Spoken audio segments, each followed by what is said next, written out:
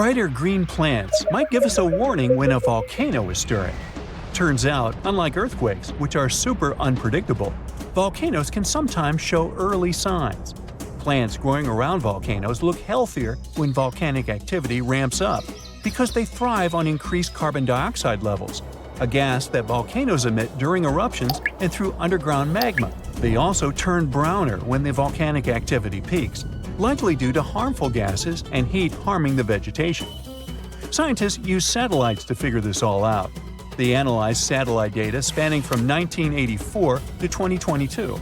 Future changes might be tracked through satellite imagery as well. Now, this isn't easy to measure directly, especially when volcanoes are tucked away in hard-to-reach, lush areas, such as Taal Volcano in the Philippines and Mount Etna in Italy. This way, plants could give us a heads up about volcanic eruptions years before they happen. With this new, weird method, we could save nearby communities by enhancing safety measures, minimizing property damage, and improving evacuation plans. Volcanoes and plants are often tied in mysterious ways. For example, volcanic eruptions in Krakatoa, Indonesia, gave a surprising boost to saguaro cacti in Arizona's Sonora Desert, even though they're thousands of miles away. When the infamous Krakatoa volcano erupted in the 19th century, it sent shockwaves around the world and suddenly helped nurture a generation of saguaros.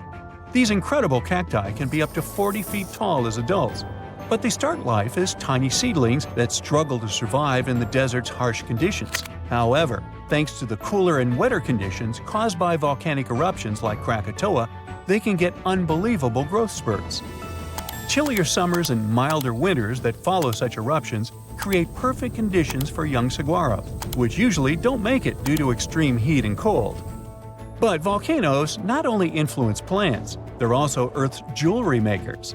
Deep beneath the surface, in the fiery heart of a volcano, conditions are just right to form dazzling gems. When volcanoes erupt, they can bring these treasures up to the surface. One of the most famous gems created by volcanic activity is the diamond. They're usually found in a rare type of volcanic rock called kimberlite, which forms deep within the Earth under extreme pressure and temperature.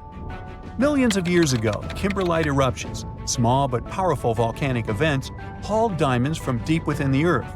This created sources for many of today's diamond mines. Now, these eruptions didn't happen just anywhere, but originated from the stable hearts of continents, known as cratons. They were bursting forth from as deep as 75 miles underground. Fueled by a mix of carbon dioxide and water, they were like natural rockets, blasting through the Earth to form carrot-shaped channels filled with diamond-laden rocks. Recently, scientists have delved into why these eruptions happen. They suggested that the breakup of ancient supercontinents like Pangaea disrupted the mantle's flow underneath, triggering these spectacular kimberlite eruptions. When a volcano that hosts kimberlite erupts, it can propel these precious stones toward the surface, where we eventually find them. There are other gems that can be found in solidified lava, like peridot, a bright green stone that forms in the molten rock of the upper mantle and is brought to the surface by volcanic activity. There's also obsidian, a shiny glass-like rock that forms when lava cools rapidly. And then there are some insane rocks, like the ones that can hold water in them, even in lava. The deeper we dive in volcanoes, the rarer are the gems we can find. If we dive into the thick layer known as the mantle, we might find olivine, a resilient, pretty green mineral that makes up about half of this layer. It loves high temperatures and happily forms in lava, eventually crystallizing into the igneous rocks we find scattered across the Earth's surface thanks to volcanic eruptions. As olivine cools, it starts to crystallize. Sometimes these crystals are tiny, but other times they grow large and can be polished into beautiful gemstones used in jewelry or industrial processes like metal casing. But as we venture deeper, about 250 miles down, olivine undergoes a fascinating transformation. Here we encountered the layer that's called the transition zone. In the transition zone, the pressure is intense and the heat is on the rise. In this place, olivine morphs into exotic materials like wadleysite and ringwoodite. They show a lovely blue-green hue and a glossy sheen. While they're too rare and small for jewelry, they have a unique ability to hold water within their structures, not as droplets, but as hydrogen and oxygen components, making up to 3% of their volume. Later, it turned out that the transition zone is not just a pressure cooker for minerals, it's a giant sponge holding a vast underground water reservoir. This was a groundbreaking discovery. You get the pun? This hidden water doesn't form an ocean as we know it, but suggests vast amounts of water are stored deep within the Earth. Volcanoes can help us learn more about life not only on our planet, but on others as well. In the fiery heart of Costa Rica's Poas volcano lies Laguna Caliente. This hydrothermal crater lake is among the most brutal environments on Earth. We've got a whole bunch here: scalding temperatures, toxic minerals, and water so acidic it can corrode metal. But despite all that, there's a few tough microorganisms that manage to thrive in these conditions. And this remarkable survival has caught the attention of scientists because it might just hold clues about life on Mars. Scientists are studying these extreme microbes. Turns out they've developed a myriad of genetic adaptations to withstand their harsh surroundings. They have genes that help them process everything, from sulfur and iron to carbon and bioplastic granules. All these things could be crucial in environments as challenging as Mars. NASA's Perseverance rover is currently exploring the crater rim of Jezero crater on Mars. Previously, we looked for Martian life signs in places like old stream beds and river deltas. However, the discovery of Laguna Caliente suggests that we should probably look for life in the remnants of ancient Martian hot springs as well. These spots might have once had the right cocktail of heat, water, and energy sources that are thought to be essential for kickstarting biology. Volcanoes can help planets in many ways, but they can also destroy life. Scientists believe that volcanic activity was one of the main reasons for at least 3 of Earth's 5 mass extinctions. Take the mass extinction of dinosaurs. We're used to blaming it on the Chicxulub meteorite, but there's a chance it could have been caused by volcanoes. The consequences of the eruptions can be horrifying. Mount Tambora, located on the Indonesian island of Sumbawa, erupted in 1815 and was the most powerful eruption ever recorded in history. This massive eruption was so strong it ejected between 8 to 11 cubic miles of material. It was so loud that the sounds of the eruption were heard as far away as Sumatra, over 1,600 miles distant. Before its catastrophic eruption, Tambora had been dormant for centuries, and its magma chamber slowly cooled and crystallized. This process built up immense pressure inside the volcano.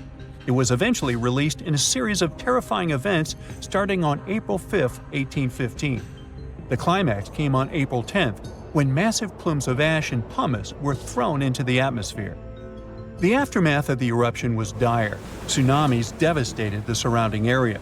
It's estimated that around 4,600 people passed away immediately from the eruption itself, with ash fallouts affecting air quality and water sources across the region. This event came down in history as the year without a summer. This was due to the vast amount of sulfur dioxide Tambora ejected into the stratosphere. It created a veil of aerosols that reflected sunlight and significantly lowered global temperatures. A similar thing happened to our planet 66 million years ago, during the dinosaur extinction. The sky turned black for months. I mean, I wasn't there, but that's what they say. So, you might have heard that Yellowstone National Park is sitting on top of a giant supervolcano. That's the reason why the area can boast powerful geysers and hot springs. But it also means that underneath Yellowstone, there is an enormous magma chamber. In 2015, researchers from the University of Utah found out that this chamber was much bigger than everyone had previously thought. They even found one more reservoir with magma under the top one. Apparently, the more spacious the chambers are, the more magma they contain. Together, the 2 reservoirs store a glob of magma that could easily fill the Grand Canyon not once, but 11 times. But you know the most worrying thing about the magma chambers? They tend to push against the ground above them. As a result, the land in Yellowstone rises about 1 to 2 inches a year. On top of that, Yellowstone has the status of an active volcano, and its volcanic explosivity index, yes, there is one, is 8 out of 8. Such a high number means that if this volcano erupted, it would be an apocalyptic event. To put it into perspective, the eruption of Pinatubo in the Philippines in 1991 which is considered the most powerful in living memory, was given a mere 6 on the Volcanic Explosivity Index. Ha! Loser. Now, let's figure out if there's anything to worry about. In March 2023, the University of Utah seismograph stations recorded 354 earthquakes in the entire region of Yellowstone National Park.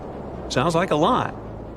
But keep in mind that the most impressive event of the month was a mini earthquake of magnitude 3.7. It was part of a swarm of 106 earthquakes that began on March 29th and continued until the end of the month. Yep, earthquakes apparently also come in swarms, so be aware. Experts say that Yellowstone's seismic activity is, well, kind of more active than usual, but it's really nothing serious. A geophysicist working at Yellowstone Volcano Observatory called Michael Pollan claims that the volcano won't erupt anytime soon. For this to happen, there must be enough magma ready to erupt beneath the surface. Whew. There should also be enough pressure to cause this magma to rise. But neither of these conditions exist today. According to the expert, Yellowstone is stable now. At the same time, Pollan and his team are keeping track of all kinds of underground activity, looking for warning signs of possible eruptions. Some of them can be the frequency of earthquakes and ground deformation. Thousands of mini earthquakes, coupled with extreme changes in the surface of the ground in that area, can be alarming. The team also monitors the temperature of the park's thermal features. That's another noteworthy sign of a potential disaster: park-wide changes in geyser activity, as well as gas and thermal emissions. So, despite the media claims that Yellowstone is due to erupt soon because the last eruption happened 70,000 years ago, that's not how volcanoes work. Experts say that it's one of the most popular misconceptions about volcanoes. They don't follow timelines. If a supereruption did happen, though, the most worrying thing for us would not be the lava flows, and not an earthquake that would most likely accompany the natural disaster. No, the worst consequence of such a supereruption would be ash and ashfall. Let's have a look at what it was like when the Yellowstone volcano erupted many years ago. There have been at least 3 supereruptions in the history of the volcano. The most powerful of them was 2,500 times more devastating than the terrifying eruption of Mount St. Helens in Washington state in 1980. As for the most recent supereruption, it was dubbed the Lava Creek eruption. It formed the Yellowstone caldera after spewing out an insane amount of dust, volcanic ash, and rock into the air.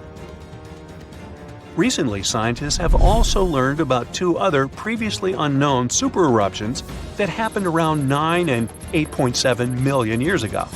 The younger of the 2 is now considered to be the largest recorded event of the whole Snake River Yellowstone volcanic province. Anyway, let's have a look at what was going on all those millions of years ago. Because I wasn't around then, so we're all assuming this stuff based on evidence. The first signs of the disaster appeared long before the catastrophe broke out. For thousands of years, the heat had been welling up from within the planet's insides. It had been melting rock beneath the planet's crust and leaving behind huge chambers. They were filled with a pressurized mixture of semi-solid rock, magma, water vapor, and different gases, including carbon dioxide. All this scorching underground soup was expanding since more and more magma arrived with time. The land over the volcanic system was rising upward almost unnoticeably. A year before the supereruption, Yellowstone gave a warning, a burp maybe, but that long ago there was no one who could interpret these signals. Plus, those alarming processes were mostly going on underground. For example, decompression releases gas bubbles. While bursting, such bubbles can often power particular kinds of eruptions. Months before the eruption, small-scale earthquakes became more frequent and more intense. The ground in many spots all over the supervolcano got hotter than it used to be. Surface lakes and groundwater also became warmer. If people had been around at that time, they would have noticed unusual steam fogging in that area. Not long before the eruption started, the growing pressure pushed the ground over the magma chamber up. This created a dome-shaped uplift. Narrow cracks started to open along the edges of this dome. Imagine opening a bottle of soda after you've shaken it. Something like that was happening near the volcano. Think Mentos and Diet Coke. The pressure was released through the fractures when gases were bursting out from under the surface. So right before the disaster, the ground around the Yellowstone volcano lifted. Geothermal pools and geysers heated up to boiling temperatures and got more acidic than usual. The magma started to rise toward the surface. At one point, the rock roof of the magma chamber couldn't resist anymore and the eruption kicked off. Small but constant tremors began to move the ground days before the catastrophe. But the real shaking didn't start until several minutes before the eruption. With a deafening roar, a massive column of lava and ash hurled up into the air. Within several minutes, a pyroclastic flow rushed across the area at a hurricane-force speed. Such a flow is a liquid mixture of half-solid lava pieces, volcanic ash, and hot expanding gases. It looked like an extremely hot toxic snow avalanche. With a temperature of about 1,300 degrees, it was burning everything in its path. The volcano kept pumping ash for days on end. For all living creatures, ash fallout was one of the most dangerous consequences of the eruption. Volcanic ash turns into glassy cement within seconds of being inhaled. Most animals didn't have a chance to survive. Even thick trees started to collapse under the weight of this dense substance. It only took a couple of days until a thick layer of ash covered huge territories. After the ash got into the stratosphere, the temperatures all over the world started to drop. The eruption was rich in sulfur, which is an effective sunblocker. That's why it soon got so cold that there was no summer in the whole world for the next several years. Animals couldn't find food and clean water. This natural disaster, called the Gray's Landing supereruption, was colossal. That's how researchers described it in their recent studies. It affected a huge territory. The streams of lava enameled an area as large as New Jersey in scorching hot volcanic glass. It instantly sterilized the land surface, wiping out all the plant life that had been thriving there before. Now, if such an eruption were to happen these days, it would cover Colorado, Utah, and Wyoming with almost 3 feet of toxic volcanic ash. Many regions would be plunged into darkness. Even the coast, where most Americans live, would experience problems with the spread of the ash cloud. It would destroy crops and contaminate pastures, ruin power lines and electrical transformers. Well, so I'm sure you'll agree with me, it's a good thing that such a disaster isn't expected to occur anytime soon. Hey, we got enough other stuff on our plate. Whoa! Earth's surface is shaking. Long cracks split the ground open. Lava rivers are rapidly flowing down the slopes. Deafening noise is filling the air. Rocks and other debris are flying high up. Clouds of volcanic gas and ash cover the sky. Now, this is not a plot of a blockbuster disaster movie. It's what happens when supervolcanoes decide to erupt. But this is likely not the scenario that will take place when the world's largest volcano, Mauna Loa, decides to finish its long nap. In 2021, scientists were sure it would happen soon. But so far, nothing. The volcano's seismicity keeps increasing and then going back to normal. But you never know when this giant will finally come back to life. That's why experts have been monitoring geological activity on Hawaii's largest island for quite some time. The Big Island of Hawaii is made up of 5 volcanoes, including the most active on the planet, Kilauea, and the largest, Mauna Loa. This gigantic thing makes up almost half the landmass of the island. And what lava Kilauea emits in one day, Mauna Loa could spew out within 20 minutes. That's what it did in 1984. While Mauna Loa's smaller sibling has been throwing tantrums for a while, the giant has been slumbering ever since its last eruption. But very recently, the Hawaii Volcano Observatory has recorded more than 200 mini-earthquakes below Mauna Loa. It likely means an increased flow of magma down there. Good morning! The volcano might be waking up, or not. If Mauna Loa did suddenly erupt, lava flows could reach the ocean and the most populated and touristy places, like Captain Cook, very quickly, in a matter of hours. In 1984, the last time the volcano erupted, lava got as far as the outskirts of Hilo on the other side of the island. That's where a campus of the University of Hawaii is found. Luckily, people had a few weeks' warning to get ready for the disaster. These days, locals have special go bags ready with the most important stuff, including documents and money. Such precautions can come in handy in case of an emergency evacuation. Even though most Mauna Loa eruptions have so far only affected the summit area, several of them sent lava all the way down to the ocean, and you never know how powerful the next eruption will be. Now, what is the highest mountain on Earth? Mount Everest, you say? Well, it depends. From seafloor to the summit, Mauna Loa is 1,000 feet taller than the famous Himalayan peak. The volcano is so big, it makes the Pacific plate it's sitting on literally slump under its weight. Scientists say that when this monster of a volcano erupts, the volume of lava coming out per unit will be life-threatening. Over its recorded history, Mauna Loa has been erupting regularly, almost every 6 years. And even though the last eruption of the volcano occurred about 40 years ago, scientists are certain it'll happen again. Now, remember the scene I showed you at the beginning? Well, you can relax. It's not likely to happen with Mauna Loa. The thing is, big island volcanoes, including Mauna Loa, aren't very volatile. That's because they're shield volcanoes. These volcanoes got such a name because they aren't really very high and resemble a warrior's shield placed flat on the ground. Shield volcanoes get formed by very fluid lava. It travels farther and forms much thinner flows than lava erupted from a stratovolcano, which is conically shaped and tall, like the infamous Krakatoa in Indonesia. So if, or should I say when, Mauna Loa erupts, there probably won't be ash clouds and tons of debris. The most dangerous thing will be lava. Since Mauna Loa is a shield volcano, its lava is extremely fluid and voluminous, which allows it to flow far and fast. Using theoretical vent maps, experts from the Hawaii Volcano Observatory have made charts of possible lava flows. They're kind of worried about earthquakes clustering at high rates. It likely means that lava is on the move under the surface. 500 to 600 earthquakes per day are a serious reason to be on high alert. On the other hand, it doesn't necessarily mean a disaster or inevitable eruption.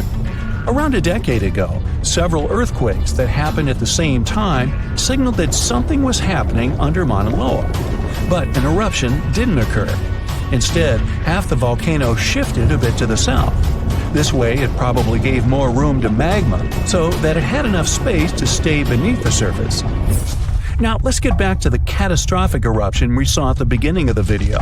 That's what often happens when a supervolcano erupts. Those are volcanoes that have at least once had an eruption with a volcanic explosivity index of 8, which is the largest recorded number on the index. Supervolcanoes are often extremely large, with no cone at all. That's because they're typically the remains of gigantic magma chambers that once flared up, leaving behind a caldera. They're usually found over hot spots. Supervolcanoes can produce super eruptions, and when they do, they blow more than 240 cubic miles of ash, molten rock, and hot gases up into the air. In other words, 4 super eruptions could fill the Grand Canyon to the brim. Supervolcanoes get formed when gigantic volumes of scorching hot magma are trying to escape from deep underground. This magma rises close to the surface but can't break through Earth's crust. That's why a huge pressurized pool of bubbling magma gathers at a depth of only several miles. The pressure keeps growing because more magma is trying to get to the surface until, bam, a super eruption occurs. The most recent super eruption happened in New Zealand. Well, when I say recent, I mean around 26,500 years ago. Nah, I wasn't around then. That's when a supervolcano beneath the surface of Lake Tahoe spewed into the air more than 300 cubic miles of ash and pumice.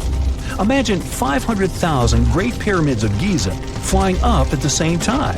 That's how incredibly powerful that eruption was. But the most exciting and confusing thing about the eruption was that the Taubo volcano simply didn't go off like many others. At first, everything was going as usual. More than 200 square miles of magma had built up under the surface, and the pressure was getting higher and higher. But after the rock cracked and the first part of lava rushed out of the crater, something went wrong, and the supervolcano took a break.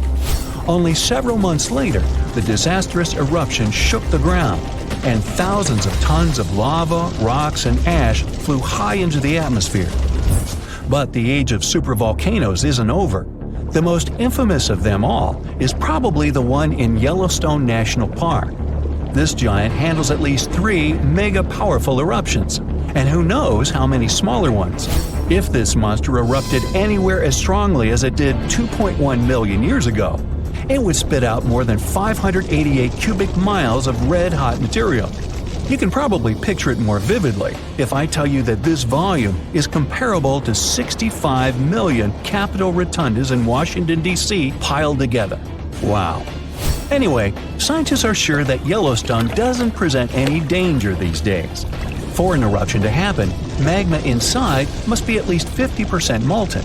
With the Yellowstone caldera, this number is just 5 to 15%. But of course, Yellowstone isn't the only supervolcano on our planet. There's also New Zealand's Taubo you already know about, Japan's Airi Caldera, California's Long Valley, Indonesia's Toba. Any of them can one day produce a super eruption. There are also several so-called supervolcanoes that haven't lived up to this name yet because they've never produced anything like a super eruption. For example, in 1883, Indonesian volcano Krakatoa went off. The power of the eruption tore the volcano's walls open, and cold seawater rushed into its molten insides. The difference in temperature made the volcano blow up with a deafening boom. It was clearly heard 2,000 miles away in Australia. It earned the blast the title of the loudest sound in history. But even though the consequences of this event were truly catastrophic, it still turned out not powerful enough to be called a super eruption. If you've ever been to Yellowstone National Park, you were probably mesmerized by its geysers, which spew superheated water and steam high into the air. But an even more intriguing thing actually hides underground. I'm talking about that underfoot plumbing system that makes those grand eruptions possible. About that, there's good news. Recently, researchers have succeeded in mapping the national park's hydrothermal plumbing system with the help of a giant flying magnet. As a result, scientists have managed to document all these features in stunning detail. The thing is, Yellowstone houses the world's largest hydrothermal system. It contains over 10,000 features, like geysers, mud pots, hot springs, and steam vents. They're fed by a network of underground water pathways. Those get overheated by magma flowing underground. It causes the water to rise to the surface. Now, no one actually knows much about the workings of this system, but the newly created maps might finally shed light on it. Experts explain that their knowledge of Yellowstone has a subsurface gap. That's why it's often called a mystery sandwich. Scientists know quite a lot about the features on the surface because they can observe them directly. And they know what's going on in the magmatic and tectonic system several miles below the surface. But they haven't figured out what's happening in the middle yet. So, I must tell you about that giant flying magnet used for research. It's known as SkyTem. It was attached to a helicopter and flown over Yellowstone several hundred times, scanning the ground below. The magnet is made up of an 82-foot-wide charged wire loop. Its main task is to generate a strong electromagnetic field. And since different kinds of material, like water or rock, respond to this field differently, scientists managed to create a few subsurface maps for the first time ever. The mapping technique also allowed the researchers to differentiate between magma and bedrock, since they have a bit different magnetic properties. And the team got a chance to see how the magma and water interact and create those mind-blowing geological features on the surface. The team got high-resolution maps to a depth of around 500 and 2,300 feet, and low-resolution maps showing what's going on at a depth of up to 1.5 miles. At the same time, the researchers think that the hydrothermal system itself may stretch as far as 3 miles below the surface. If they're right, it means they've only mapped the top half of Yellowstone's plumbing system. Anyway, remember how I said that scientists know pretty much about the bottom part of the Yellowstone sandwich? They have such a good idea about the tectonic plates and deep fault lines because the park's frequent earthquakes provide them with a lot of opportunities to study different phenomena. In July 2021, for example, more than 1,000 earthquakes rocked the area. These days, the team of researchers knows much more about some famous features, like the Old Faithful Geyser or the Grand Prismatic Spring. They've also found out that individual hydrothermal features on the surface can actually be connected to others, which can be as far as 6 miles away from them. Another interesting discovery is that even though Yellowstone geysers and hot springs vary in size, shape, color, volatility, and chemical composition, they are mostly fed by very similar underground sources. That means that the difference between the features appears closer to the surface. Now, I'm sure you've seen the iconic image of Yellowstone with a large rainbow-colored spring, fiery orange at its edges. So what makes these hot springs so colorful? Surprisingly, these awesome hues come from microscopic creatures. The temperatures in the springs are so high they can easily and quickly cook you. Plus, the water there is super acidic, like the liquid in a car battery. But there are certain types of heat-loving microbes that don't mind these crazy conditions. You can even say they're thriving there. So every ring of a different color is, in most cases, a ring inhabited by different bacteria. And each species is adapted to a particular temperature or pH level, which measures how acidic this or that environment is. For example, take the Grand Prismatic Spring, yes, the iconic one. Its rainbow hues likely hint at the diversity of microbes living there. So, starting from the center of the hot spring, you can see a beautiful aquamarine color there. That's where the water temperature is the highest, reaching 189 degrees Fahrenheit, because this area is right over the underground water source. The water there is too hot even for microbes. That's why what you see is mostly clear water. As for the reason for its blue color, it's the same as why the sky is blue. Sunlight hits the surface of the water and the light scatters, but the blue light scatters the most, getting reflected back to your eyes. Now, the next ring of color is yellow, all thanks to certain cyanobacteria. The temperature in this yellow ring reaches 165 degrees Fahrenheit. If the conditions in the hot spring were a bit different, these bacteria would create a blue-green hue, thanks to a green pigment called chlorophyll. But since the sunlight hitting the spring is too intense, the bacteria start producing another type of pigment. It's called carotenoids. And guess what? It acts as a sunscreen for the bacteria. And since this pigment is orange, the normally green bacteria get a yellowish hue. And finally, we've got that bright orange color closer to the edges of the prismatic spring. It's a bit cooler there, around 149 degrees Fahrenheit. In this part of the spring, you can find several types of bacteria. They all produce substances that give the spring this bright orange color. And finally, right at the edges of the spring, the temperature is cooler, around 131 degrees, and a greater variety of microbes can survive there. All of them combined give the edges of the spring that red-brown hue. But scientists believe that people and their activity may have influenced the colors of Yellowstone's hydrothermal features. For example, in the past, the temperatures in the Morning Glory Pool used to be much higher than they are today. That's why its color was a deep blue. But trash has started to accumulate in the pool, and some of it clogged the vent. This caused the temperatures to drop, which led to microbial growth. As a result, that pretty blue color turned into orange-yellow. As for Yellowstone's geysers, the most famous one is called Old Faithful. It got this name at the end of the 19th century because of how regular its eruptions were. This geyser is more active than the others, erupting about 20 times a day. Each of these magnificent events lasts from 1 to 5 minutes, and the fountain of steaming water can reach a height of 180 feet. Now, while talking about Yellowstone National Park, we can't but mention Yellowstone Supervolcano, right? Supervolcanoes appear when huge volumes of magma are trying to escape from deep underground. Eventually, they burst through Earth's surface. Sometimes all this magma gets stuck, unable to break through the planet's crust. And then, massive pools of pressurized magma gather at a depth of several miles. The pressure keeps growing because more and more magma is trying to get to the surface. At one point, a super eruption goes off. You don't necessarily want to be around for that. Over the past 50 years, the Yellowstone caldera has risen almost 3 feet. It shouldn't alarm you, though. Experts are sure it's a natural behavior for Yellowstone. Periods of dome-shaped uplift are followed by the caldera lowering. Scientists think the supervolcano doesn't present any danger at the moment. For an eruption to happen, the magma inside has to be at least 50% molten.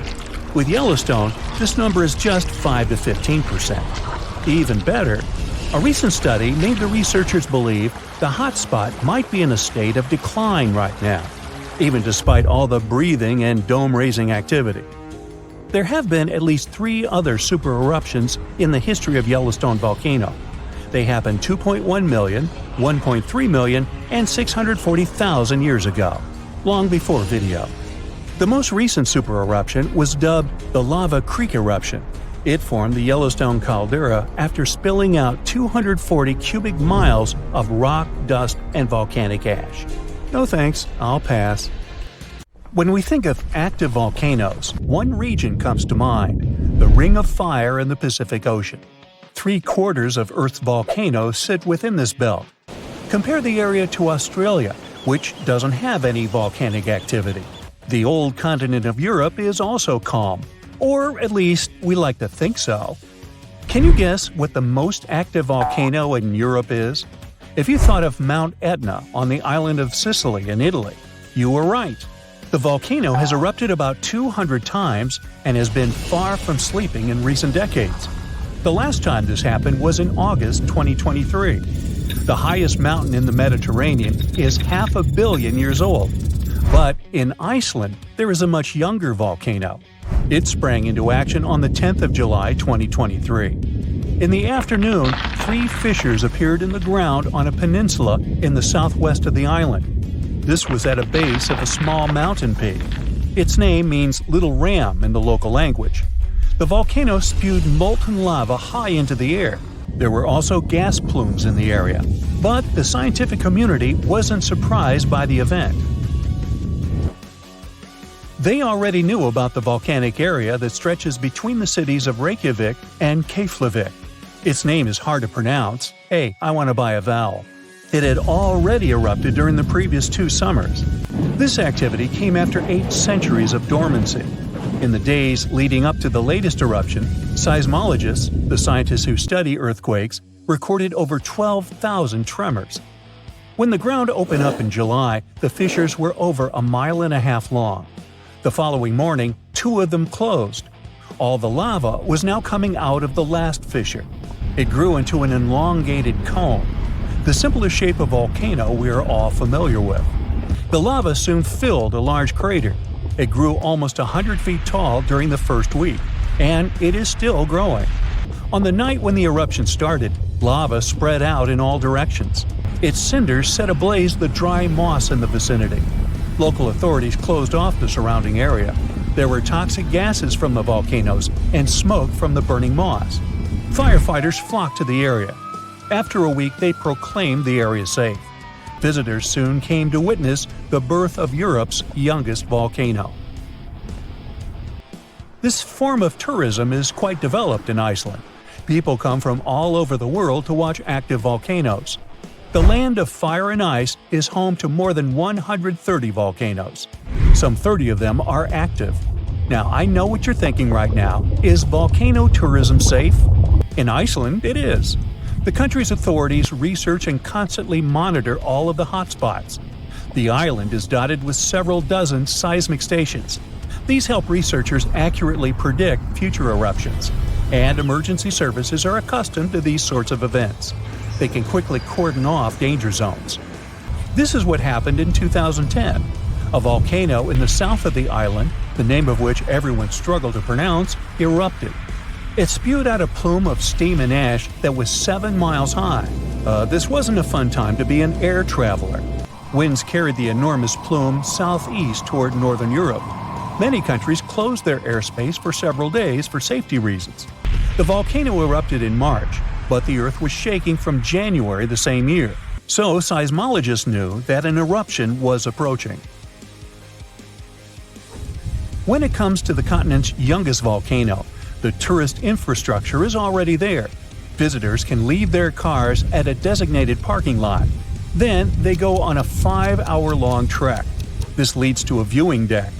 Tourists are so close to the epicenter that they can feel the heat haze from the crater. The sight is the most impressive at nighttime. Safety is never a concern. Scientists regularly chart out hazard maps that outline the borders of lava fields. This way, visitors who stick by the rules are never in harm's way. More than a week after the eruption started, a section of the crater collapsed. Lava flowed downhill west of the volcano. This majestic smoldering hot river is slow-moving lava. Scientists categorize it as an AA type. The term is Hawaiian. It describes basaltic lava that has a rough and brittle surface. The flow is composed of broken lava blocks that are called clinkers. They fall off as the substance flows. This reveals red-hot areas. The cooler sections of lava are gray and black in color. When it moves forward, it produces a distinctive sound like shattering glass. Nearly a month after the eruption of the new volcano, we got aerial footage of an interesting phenomenon. A tornado formed directly over the lava flow. This occurs due to the high temperatures in the area. When the conditions are right, a column of heated air can easily turn into a mini tornado. Scientists observed a similar event happen during the 2018 eruption of Mount Kilauea in Hawaii. The lava fields of Europe's second-largest island tell the story of the creation of Iceland. It sits above the place where the North American and Eurasian plates meet each other. Tectonic plates are huge rocky chunks of Earth's most outer layer. There are roughly 20 of them. They rest on a partially molten layer of rock. All the lava we see on the surface starts its journey here. You could say that these plates float on molten rock. Their boundaries are unstable, so when two plates grind past each other, they release tremendous amounts of energy. The formation of volcanoes is one result. These are places where the molten rock travels upward to the surface. Iceland began to form some 60 million years ago. The tectonic plates under the ocean drifted apart. Enough lava piled up on the surface to create solid ground. This ancient rock is under the waves today. As new lava reaches the surface and cools down, it pushes the old rock away from the center of the island. That's why the oldest parts of Iceland aren't 60, but only 16 million years old. The country's active lava fields are young in geological terms. Some of them are under 1,000 years old. Scientists consider the island a hot spot for volcanoes, pun intended. Nearly a third of the basaltic lava that reaches the Earth's surface in recorded history came from Icelandic eruptions. Fissure swarms, like the ones before the 2023 eruption, cover 30% of the Nordic country. For this reason, only a quarter of the island is inhabited. Norse Vikings were the first people to settle in Iceland at the beginning of the 10th century. Nature threw them a loud welcoming party. Just a few years after their arrival, they witnessed one of the greatest volcanic eruptions in history. Vikings came from a region without volcanoes, so they had no clue as to what was going on. Today, Icelanders are used to such events. This is good because their homeland is entering a new era of volcanic activity. Volcanologists suspect that recent events are an introduction to decades of more frequent eruptions. The peninsula that is home to Earth's youngest volcano is just 17 miles southwest of Iceland's capital city. It's been dormant for a long time. Present-day eruptions there are a reminder that the natural processes that created Iceland are still ongoing. Recently, scientists discovered that there's a historical link between volcanic eruptions in the north of Europe and glaciers. Our planet went through at least 5 major ice ages. These were exceptionally lengthy periods when the average temperature on Earth dropped. The result was the expansion of ice sheets across northern Europe and North America. The last ice age ended some 10,000 years ago. Researchers are still trying to fully understand how these glacial periods affected volcanic activity. They suspect that the sheer weight of all that ice disrupts the flow of magma underground. When glaciers retreat, the pressure is lifted. This makes it easier for lava to flow upward to the surface where it bursts.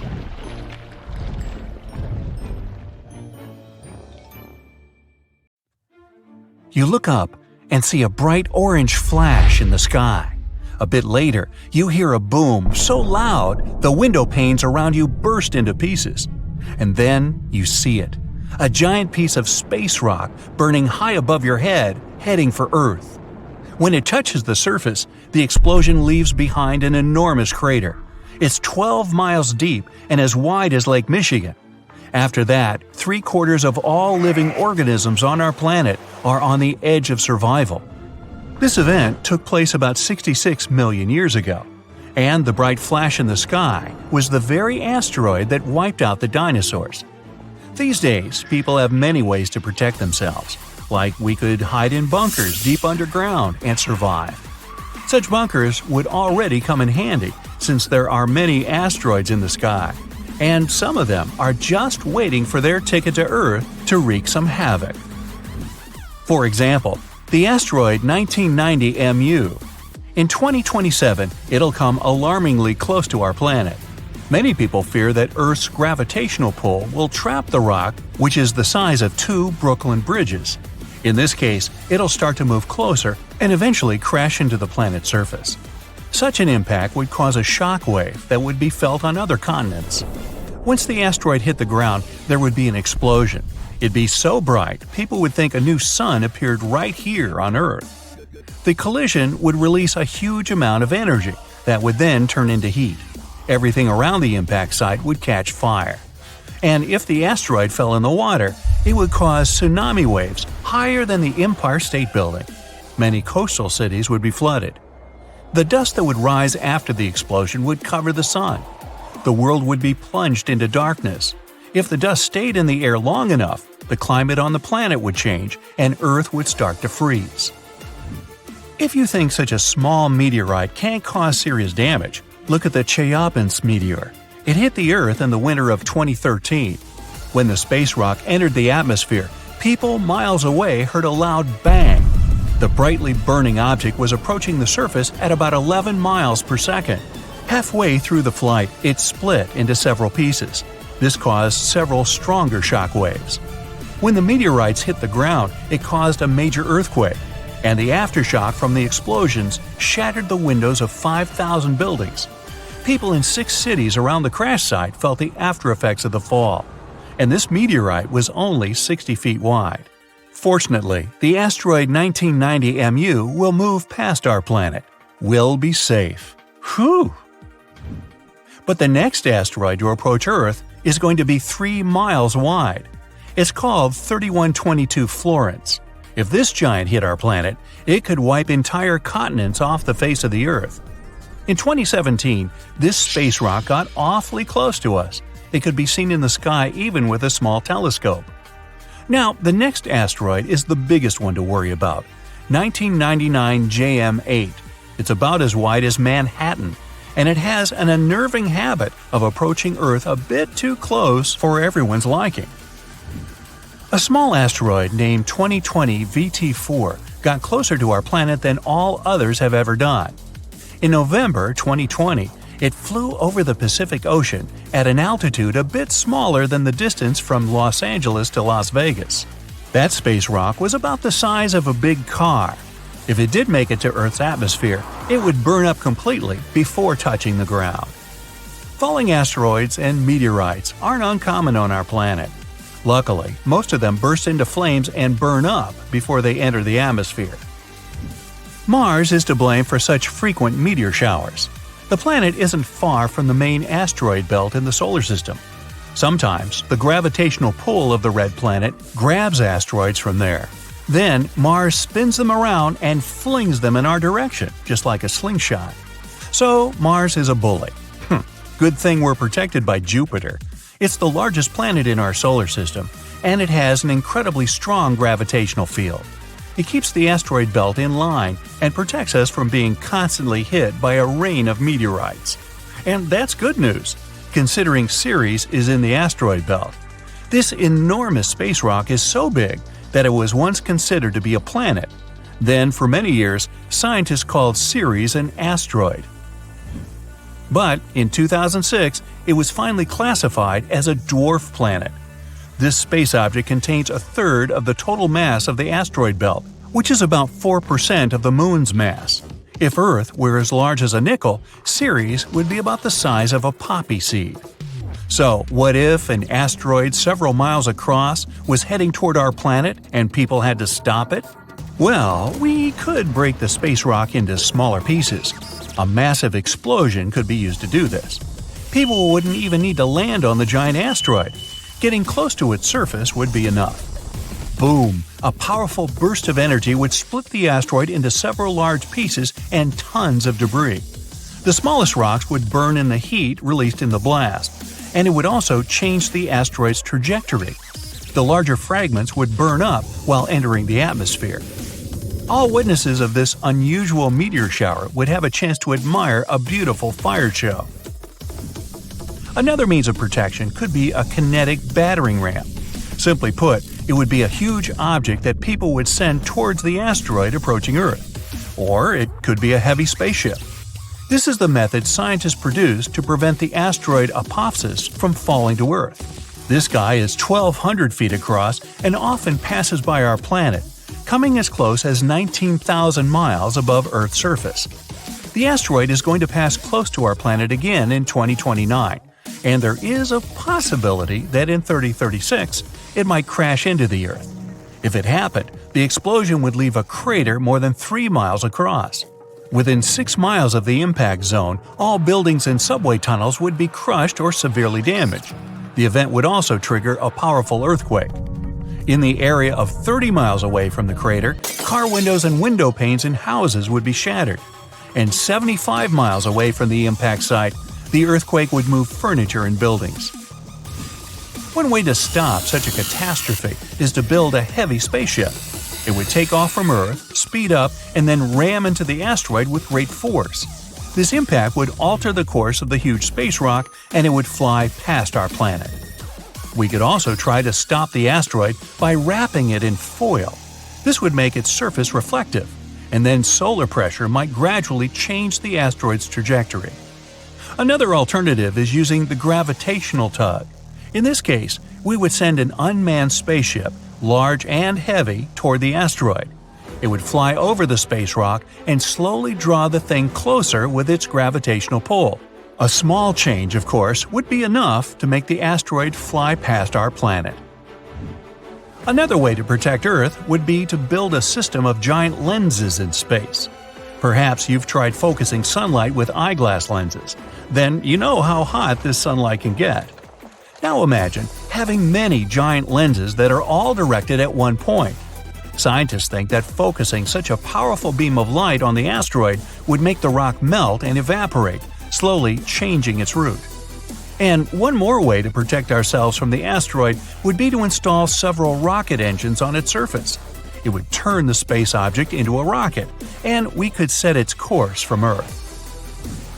Rogue stars pose a much bigger danger. Like asteroids, they fly through space and can collide with anything in their path. The problem is that they have a gigantic mass, sometimes comparable to our Sun's. Around 70,000 years ago, a duo of rogue stars whooshed past the Sun. It didn't affect Earth, but caused some disturbance on the outskirts of the solar system. This event is likely to happen again someday.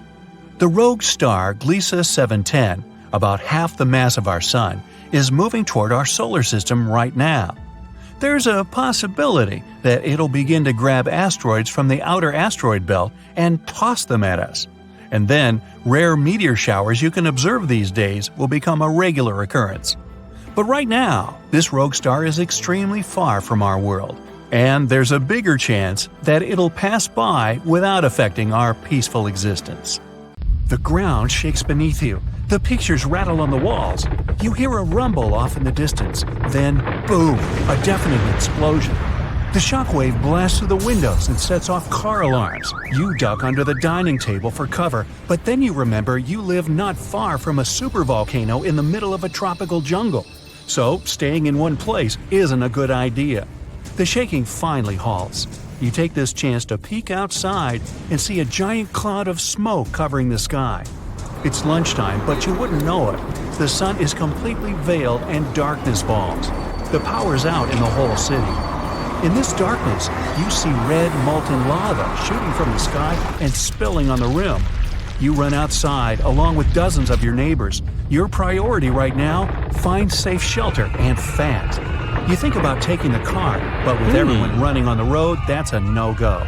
So you run on foot where the crowd is going. Supervolcanoes are in a league of their own when it comes to natural disasters. Surprisingly, it's not all about size or height. A volcano is dubbed super if it erupts more than 240 cubic miles of magma. That's more than enough to overfill Lake Erie.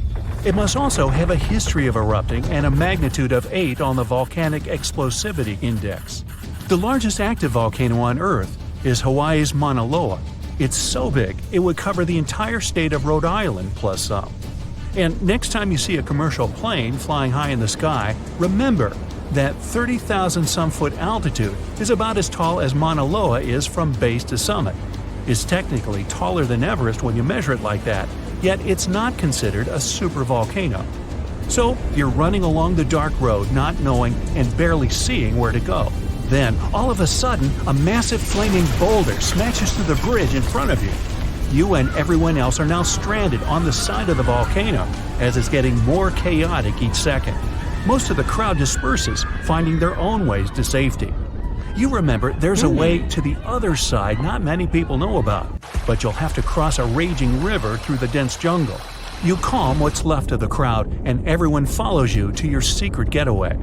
You finally get out of the city limits and head into the jungle. With the sky already dark, the tall trees and thick leaves make it almost pitch black. Everyone gets out their phone flashlights to navigate through the dark path. You all need to stick together and make sure nobody gets lost. Suddenly, fiery rocks strike the trees not far from you. Everyone jolts and tries to rush ahead, but nowhere is safe when it's raining scalding fire all around. You and your group have to pick up the pace or else. Imagine a typical avalanche or mudslide, very dangerous situations on their own. Now, imagine an avalanche of lava rocks and lava sliding down a mountain instead of mud. That's what's making its way towards you right now. More and more people catch up with your group and bring news that the entire neighborhood is submerged in lava. It's traveling quicker than you thought. You can never really predict how fast a lava flow will be until you see it. It all depends on how thick it is and how steep the mountain slope. Lava can move slowly at about 20 feet a minute, a fraction of the average person's walking speed. Or it can flow as fast as 30 miles per hour, which even the fastest person on Earth can't outrun. But the lava isn't even the most dangerous problem. If you didn't have protection, the gases spewing from the eruption would fill your lungs, and those spread faster and further than the lava flow. Your eyes and throat would be itchy.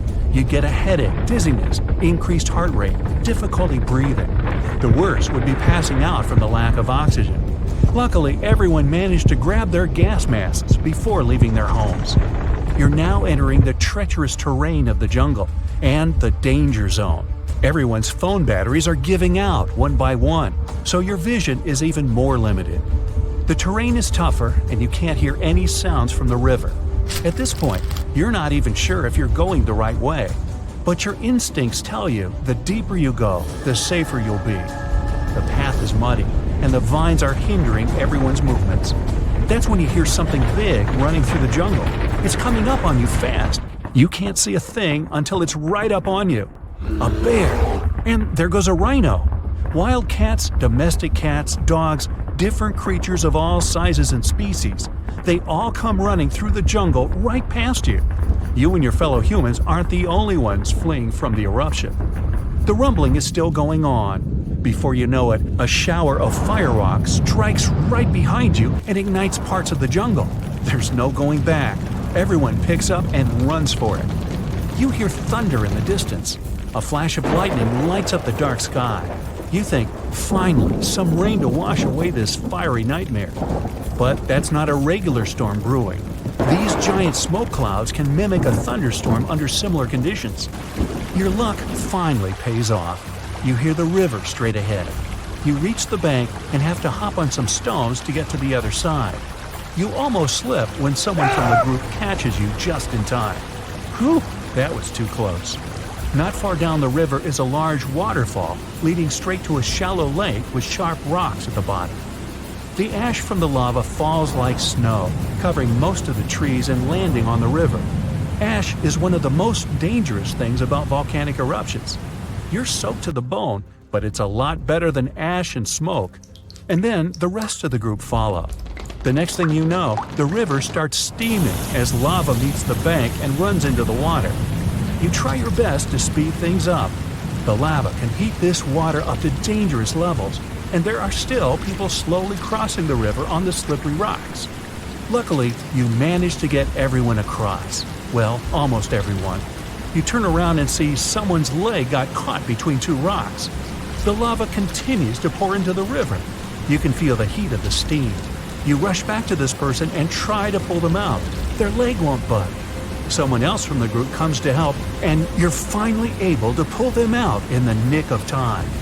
You and everyone else, now exhausted from your trek, keep going as far as possible. That's when you see the main road that connects you to the broken bridge. There are others on the road that got out safely, and even some cars filling up with survivors and heading fast out of the area. The volcano is still spewing lava, and the entire city is flooded with it. What was once your town now looks like a giant burning lake.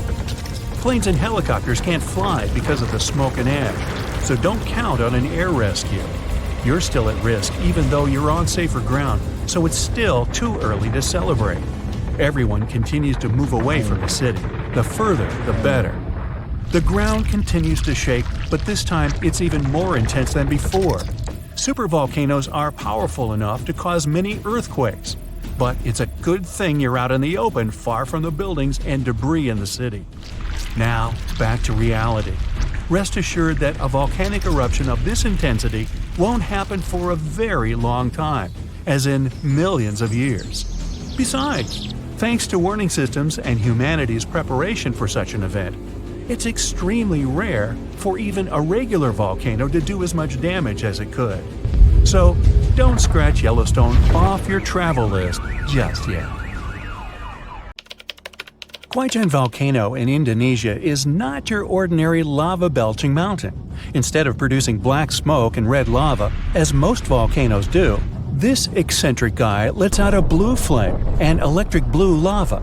This phenomenon occurs because the volcano contains some of the highest levels of sulfur in the world, and when the sulfuric gases interact with scorching air and get lit by the molten lava, they start to turn blue. Unfortunately, you can see this mesmerizing sight only at night, but you can smell it all day long. By the way, the world's largest acid lake is also located inside this crater.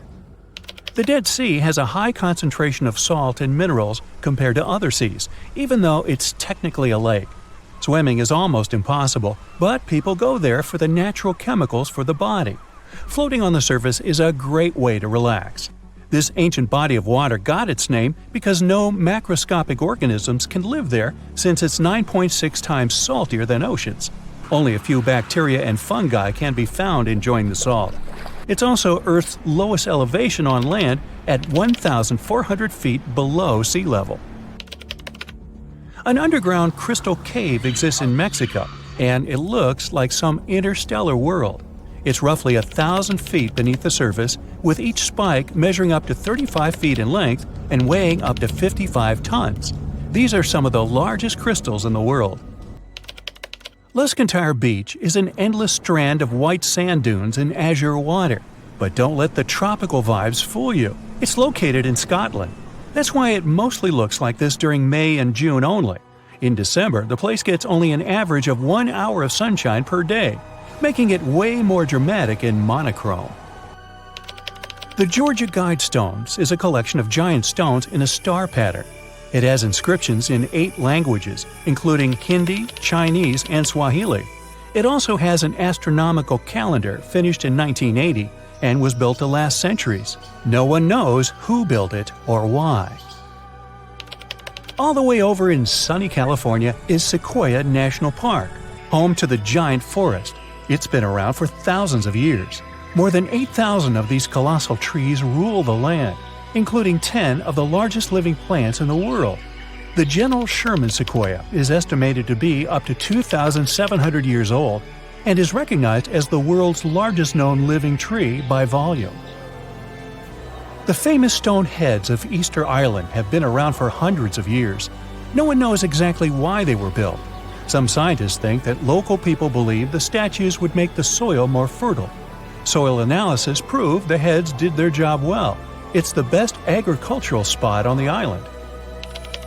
The chemical composition of the ancient hot springs in Pamukkale, Turkey, makes the water pouring over the edge look magical. They're not only good for cleansing your body, but the mind too. All the way in Saudi Arabia is a rock sliced perfectly in the middle with two pieces sitting parallel. What makes Al Nasla so unique is that it wasn't artificially done, but is a result of nature's work over the years.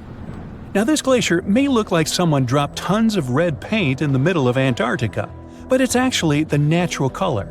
Blood Falls is a result of extreme salted water mixed with iron oxide, giving out this eerie vibe in the middle of nowhere.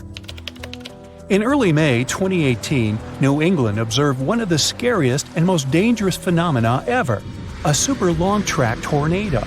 The frightening natural phenomenon started not far from Charleston, New Hampshire, and traveled toward the town of Webster in Merrimack County. It took the tornado 33 minutes to cover 36 miles and become the third on the list of the longest track tornadoes in New England. In the Philippines, you can swim in some of the most crystal-clear waters and discover an underwater world below you in the province of Palawan. The municipality of Coron has white sandy beaches with many small boats riding through the many amazing sceneries. Tristan da Cunha is a small volcanic archipelago in the Atlantic, with the only neighboring cities of Buenos Aires, Argentina, and Cape Town, South Africa. It takes 7 days by ship to get to this unique place. If you want to escape from the rest of the world, staying with the 280 locals will make you feel like you're away from everything. During the first week of January 2018, unusually cold weather in the northeast United States froze the Atlantic Ocean in North Falmouth, Massachusetts. What's more, the ocean was frozen so thoroughly that people were walking on the waves. Now, that's obviously something you don't see every day. Red sand is what makes this beach unique and why tourists flock to Tianjin, China. A red-colored plant called a Sueda salsa dwells in the saltwater. The whole beach is covered in red, with only the top layer of the sea visible. If there ever was a thing that said, "I defy gravity" out loud, it's the Stone of Tabasco in Argentina. The huge 300-ton boulder stands precariously on the edge of a cliff and rocks a little bit from side to side in the wind. People even checked it by putting glass bottles under one of its edges. They exploded with another movement of the rock. Unfortunately today, you can't see this wonder of nature as it was a century ago. In 1912, the boulder suddenly dropped from its perch, which it had occupied for literally hundreds of years. The people of the nearby town of Tandil were so sad about this event that 95 years later, in 2007, they decided to restore the stone. They made a plastic replica of the rock and put it on the same spot and even in the same position. So, even today, coming by Tandil, you can see its famous balancing boulder. More of a symbol now, of course, because it's no longer rocking and only weighs 9 tons, but instantly recognizable nonetheless. Socotra is an alien-like island off the coast of Yemen in the Indian Ocean with one of the most unique trees ever seen. It's called the dragon tree, and it can only be found on this amazing island. In 2008, it was labeled as a World Heritage Site. If you ever see a tight burning column of air, don't panic, it's not the end of the world. The creepy combination of whirlwind sounds and scorching inferno means that you have crossed paths with a fire tornado, also known as fire twister or fire whirl. This dangerous phenomenon occurs mostly during wildfires. These fires create a big area of super hot air just above the ground. When this scorching air gets mixed with the cooler air higher up, it results in a whirlwind that churns up burning debris and flames. The most powerful firenadoes can stretch hundreds of feet into the air. The House of Mystery in Gold Hill, Oregon, amazes its visitors with gravity-defying effects. You can't stand straight there, always leaning to the side and having to hold on to something for balance. Balls roll upwards. There's also a broom that stands perfectly still wherever you put it, unlike virtually everything else in the shack. The local Native American tribes called this place the Forbidden Ground, even before the house was built there, and they avoid approaching it. The owners of the shack, though, decided to turn it into an attraction, and they succeeded. They created an atmosphere of mystery around the place, and spread the news about it in newspapers and later on the internet, and voila! A perfect anomaly is made. In fact, it's no more than a curiosity, a human-made optical illusion that tricks your eyes and other senses. Now, if you travel to the Philippines, Indonesia, or Papua New Guinea, you'll have a chance to see some of the most unusual and cheerful trees in the world. The trunk of the rainbow eucalyptus looks as if it had been painted orange, green, red, purple, yellow, brown, blue, hey, you name it. Some trees are so bright that they seem artificial. The rainbow eucalyptus regularly sheds strips of bark, which reveals a bright green layer underneath. A bit later, this green layer gradually changes its color. And since the shedding happens at a different time in different places on the trunk, the tree starts to look multicolored and very attractive. Yemen is home to the oldest skyscrapers in the world and the oldest metropolis. The ancient city of Shabam is considered to be the Manhattan of the desert, due to the collection of mud buildings popping out of the desert floor. It used to be a caravan stop during ancient times. The largest volcanic region on Earth is not in Africa or Japan, but under the ice of Antarctica. Scientists found 138 volcanoes in its western part, and if they decide to go wild, you'll surely notice it. They could melt huge amounts of ice that will move into the ocean, raise its level, and make our planet uninhabitable for humans. But before you pack your things to fly away to another planet, hear me out. Only 2 of the Antarctic volcanoes are officially classified as active now, and it would take a whole series of eruptions, decade after decade, to seriously impact the whole world. Mount Erebus, one of the 2 Antarctic volcanoes currently in action, proudly bears the title of the world's southernmost active one. It has been continuously erupting since at least 1972. It emits plumes of gas and steam and sometimes even spews out rocks, and scientists call it Strombolian eruptions. One of the coolest features is a lava lake in one of its summit craters, with molten material on the surface. Such lakes are rather rare because they need certain conditions to make sure the surface never freezes over. The second active volcano is Deception Island, a horseshoe-shaped landmass. It is the caldera of an active volcano that last erupted over 50 years ago. Scientists who monitor it say it shouldn't go wild anytime soon. Antarctica also has plenty of fumaroles. Those are volcanic vents that release gases and vapors into the air. In the right conditions, they can spew out enough stuff to build fumarolic ice towers up to 10 feet tall. Scientists keep an eye on the Antarctic volcanoes with seismometers that detect when the Earth starts trembling from volcanic activity. Sometimes they also use more complicated tech, but it's all really challenging because of how far away this polar region is and how tricky it is to get there. That's why no one can predict when one of the continent's volcanoes that are now sleeping might erupt. We can guess what this waking up would look like if we analyze the events from nearly 20,000 years ago. So, shall we? One of Antarctica's sleeping volcanoes, Mount Takahe, had a series of eruptions and spewed out a good amount of halogens rich in ozone back then. Some scientists say these events warmed up the southern hemisphere. Glaciers started to melt and help finish the last ice age. For these events to repeat, we'd need a series of eruptions with substances rich in halogens from one or more volcanoes that are now above the ice. It's an unlikely scenario, but since it already happened in the past, it's not completely impossible. As for volcanoes hiding under a thick layer of ice, it looks like their gases would hardly make it to the atmosphere, but they would be strong enough to melt huge caverns in the base of the ice and produce a serious amount of meltwater. The West Antarctic ice sheet is wet and not frozen to its bed, so this meltwater would work as a lubricant and set the overlying ice into motion soon. The volume of water that even a large volcano would generate in this way is nothing compared to the volume of ice beneath it. So a single eruption wouldn't make a difference, but several volcanoes erupting close to or beneath any of the western Antarctica's big ice streams would. Those ice streams are rivers of ice that take most of the frozen water in Antarctica into the ocean. If they change their speed and bring unusual amounts of water into the ocean, its level will rise. As the ice would get thinner and thinner, there would be more and more new eruptions. Scientists call it a runaway effect. Something like that happened in Iceland. The number of volcanic eruptions went up when glaciers started to recede at the end of the last ice age. So it looks like, for massive changes, several powerful volcanoes above the ice with gases full of halogens need to get active within a few decades of each other and stay strong over many tens to hundreds of years.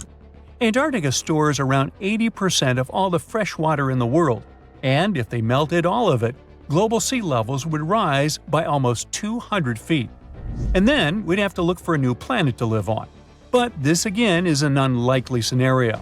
It's more likely that the eruptions under the ice will lubricate ice streams and seep water into the ocean, but it wouldn't be the end of the world. A super strong, super angry supervolcano could do it though, and it has already happened in the past. Over 200 million years ago, the world went through a major makeover with not one, not two, but 4 massive volcanic eruptions in huge pulses. The supervolcano called Camp had been erupting over and over for 600,000 years. It all happened in Wrangell, a large chunk of land that used to be a supermassive volcano stretching across what's now British Columbia and Alaska. And it wasn't the lava or the volcanic ash that ruined the environment. The eruption made carbon levels skyrocket. The planet would never be the same again. This volcanic activity might have helped dinosaurs grow from cat-sized critters into giants we saw in Jurassic Park. It kicked off a 2-million-year rainy season. It made the whole world hot and humid, and the dinos just loved it. Researchers dug deep into sediment layers beneath an ancient lake in Asia to uncover these secrets. They found traces of volcanic ash and mercury, clear signs of those epic eruptions. There were carbon signatures showing huge spikes in carbon dioxide levels. It made the atmosphere toasty, and the rain poured down. So the bad news is, another eruption like this could happen. The supervolcano beneath Yellowstone National Park has been sleeping for nearly 70,000 years. But if it wakes up, it would be many times more catastrophic than the eruption of Mount St. Helens in 1980. It's considered the most disastrous volcanic eruption in U.S. history. It followed 2 months of earthquakes and injection of magma below the volcano that weakened and destroyed the entire north face of the mountain. The eruption column went 80,000 feet into the atmosphere and spread ash over 11 U.S. states and several Canadian provinces. The last Yellowstone eruption was 1,000 times greater than that. The ground above Yellowstone sits on a hot spot made of molten and semi-molten rock called magma. This magma stuff flows into a chamber beneath the park, about 4 to 6 miles down, making the ground puff up like a balloon. But then, as it cools down, the ground goes back to its usual state. Volcano watchers have been keeping an eye on this for a century. They noticed the ground lift up about 10 inches around 20 years ago, but since 2010, it's been going back down. The experts say we have no big eruptions on the horizon, so doomsday isn't coming anytime soon. But there's some underground activity going on lately which keeps us interested. Since humans haven't been around to witness every little thing Yellowstone does, it's kind of tough to say for sure what's brewing down there. Yellowstone has had some epic eruptions within the last couple million years. They happen like clockwork, with gaps of 600,000 to 800,000 years between them. The last big one was around 640,000 years ago, and it basically reshaped the entire landscape, spreading ash and debris as far as Louisiana. You can still see the aftermath of the last big eruption in the Yellowstone caldera today. Experts say a massive eruption, like the last one, is an unlikely scenario. We're more likely to see eruptions of steam and hot water or lava flows. When and with what force it will wake up remains a mystery to scientists. If all the volcanoes on Earth suddenly erupted together, it'd be loud. We'd also have around 1,500 of these formations bursting at once. Now normally it's just 10 to 20 volcanoes that are active each day. But what would the world look like if they all blew their tops simultaneously? Geologists think it wouldn't be pretty. Even if only the land volcanoes erupted together, it would set off a chain reaction way worse than anything we've ever seen before. The two big problems would be ash and volcanic gases. While the explosions in lava would be damaging for people nearby, the real danger lies in what happens next. A thick layer of ash would cover the planet, blocking out sunlight completely. No sunlight means no photosynthesis, which means crops would fade away and temperatures would drop considerably. And all this ash cloud could remain in our atmosphere for up to 10 years. Now, ash aside, there's also acid rain to worry about. Volcanic gases like hydrochloric acid and sulfur dioxide would mix with the atmosphere and fall back down as acid rain. This type of weather would harm the groundwater and ocean surfaces. Even if humans would find a way to survive up to this point, we'd have no corals and no other sea creatures around. Scientists have seen similar events in Earth's history at a smaller scale. Big volcanic eruptions have been linked to mass extinctions. When Mount Pinatubo erupted in 1991, it cooled parts of the world for 2 years. But the extra carbon dioxide from these eruptions could also heat the planet, the same way we turn our stoves to broil for that extra crispy layer on our casserole. Geologists also mentioned that there's evidence in our atmosphere that stuff like this may have happened in the distant past. During the Cretaceous period, carbon dioxide levels were way higher than today, which made it difficult for marine life to thrive. Who would survive all this? Probably just some extremophiles, these organisms that survive in harsh conditions like hot springs or deep undersea vents. As for humans, we could all lay low in underground bunkers until things clear up, or build multiple space stations that could fit us all. Yeah, right. The chances of all volcanoes erupting at once, though, are very slim. Whew! That's because there isn't one giant source supplying all the volcanoes on Earth. Each one of these openings has its own deposit of magma, except for a few cases where they indeed share the supply. For example, in 1912, Nova Rupta in Alaska erupted alongside another volcano sharing magma. Scientists have also found evidence of magma hiding under volcanic areas, like under the Taupau volcanic zone in New Zealand. This magma can spread out horizontally for long distances, but is still just a local feature. Even if we consider all the magma under Taupau as one system, it's not connected to other volcanic areas like Indonesia or the Philippines. Because the great majority are isolated, volcanoes can't sync up to erupt at once. The magma comes from different processes like mantle decompression or adding water to the mantle through subduction. There's no way to make all these different volcanoes erupt together because of how tectonics work. Now, that doesn't mean we won't see interesting volcano activity in the future. Take an underwater area near British Columbia, where recently about 200 small earthquakes per hour have been noted. Deep beneath the Pacific Ocean floor, off the coast of Vancouver Island, magma is set to erupt, heating the water so much that it'll bubble like soda. However, this event will likely go unnoticed by anyone other than scientists. The anticipated eruption will most likely happen around 3 miles below the ocean surface. Scientists explain that the earthquakes range from negative to 4.1 magnitude, meaning only those nearby would feel any tremors. This unusual activity gives us a rare opportunity to study how the Earth's crust forms. The magma beneath the ocean floor is estimated to be almost 1,500 degrees Fahrenheit, but will cool rapidly upon eruption and contact with water. This runny rock will solidify upon contact with the seafloor, turning black quickly. This event will be useful for biologists too, who who will have the opportunity to study the marine animal's response to any changes, like run! Antarctica, often seen as a vast icy continent, also holds a volcanic surprise beneath its frozen surface. Researchers have identified over 130 under the western ice sheet alone, making it the largest volcanic region on Earth. Most of these volcanoes, about 90, were only recently discovered in 2017. But could any of these Antarctic volcanoes actually erupt? Well, it depends on which volcano we're talking about. While these formations are relatively young in geologic terms, it's hard for scientists to tell if they're still active or not. There are only 2 confirmed active volcanoes in Antarctica, Deception Island and Mount Erebus.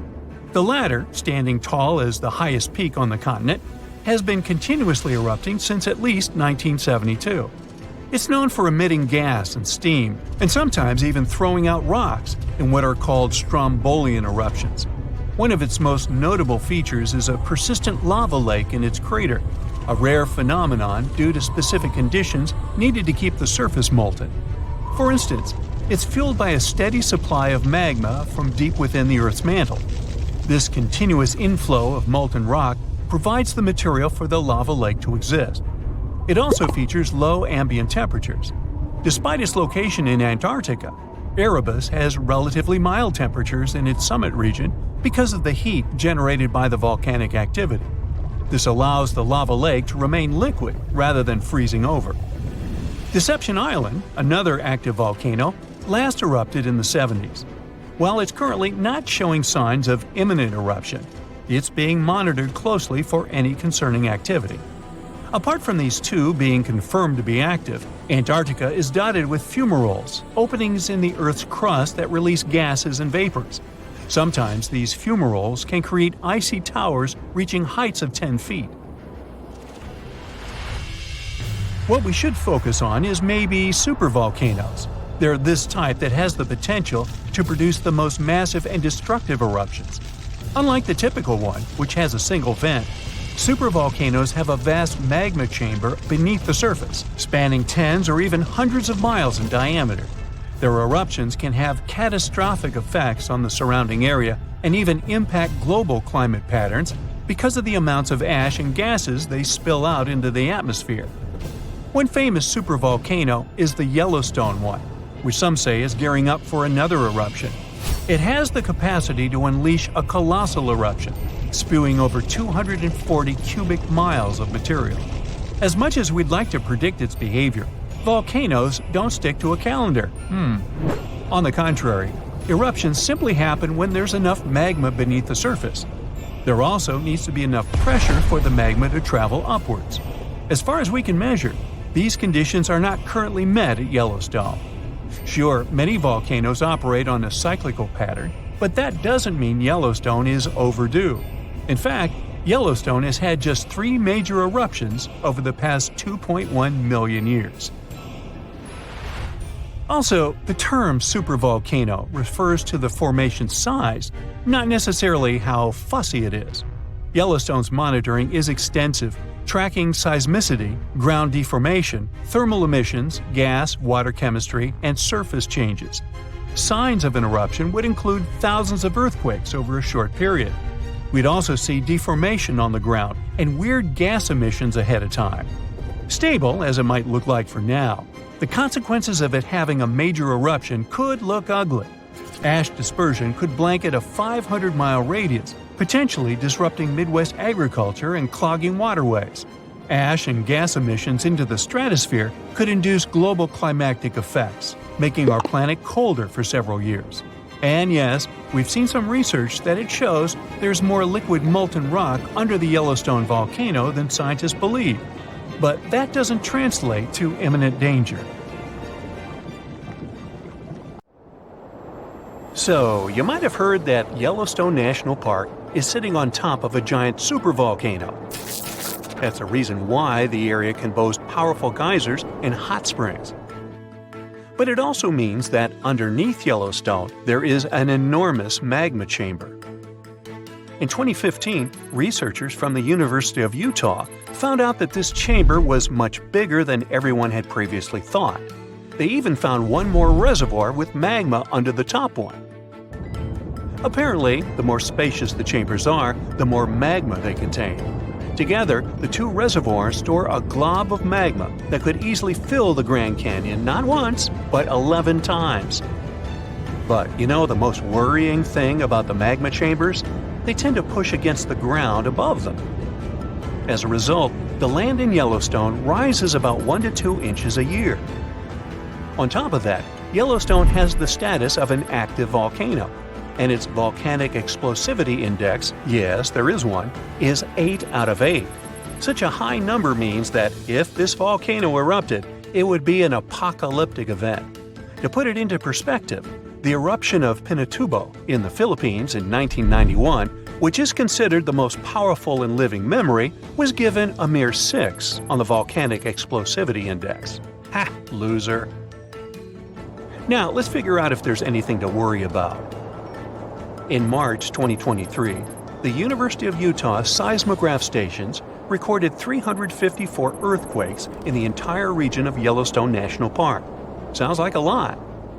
But keep in mind that the most impressive event of the month was a mini earthquake of magnitude 3.7. It was part of a swarm of 106 earthquakes that began on March 29th and continued until the end of the month. Yep, earthquakes apparently also come in swarms, so be aware.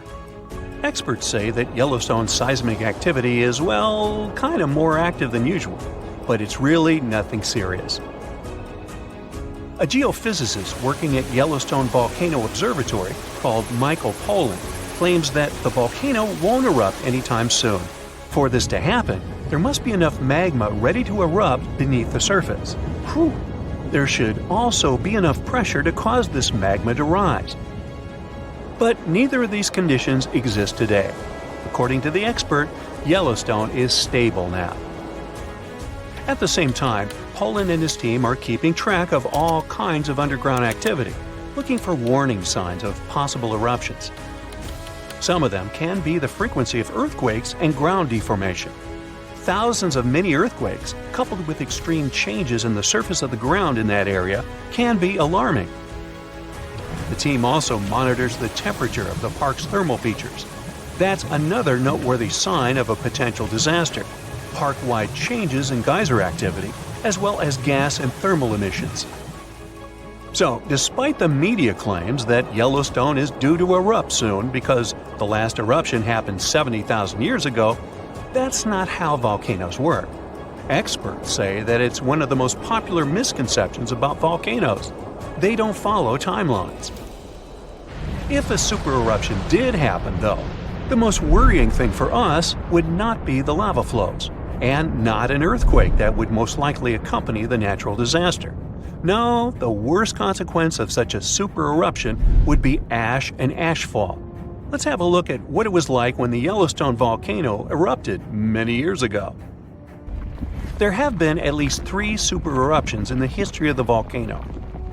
The most powerful of them was 2,500 times more devastating than the terrifying eruption of Mount St. Helens in Washington state in 1980.